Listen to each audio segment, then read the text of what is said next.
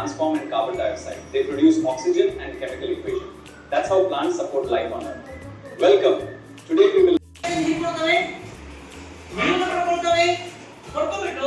ಸೂರ್ಯನ ಬೆಳಕಿನ ಸಹಾಯದಿಂದ ಏನು ಮಾಡುತ್ತವೆ ತಮ್ಮ ಆಹಾರವನ್ನು ಸೇವಿಸುತ್ತವೆ ಇದೇ ದ್ಯುತಿ ಸಂಶ್ಲೇಷಣೆ.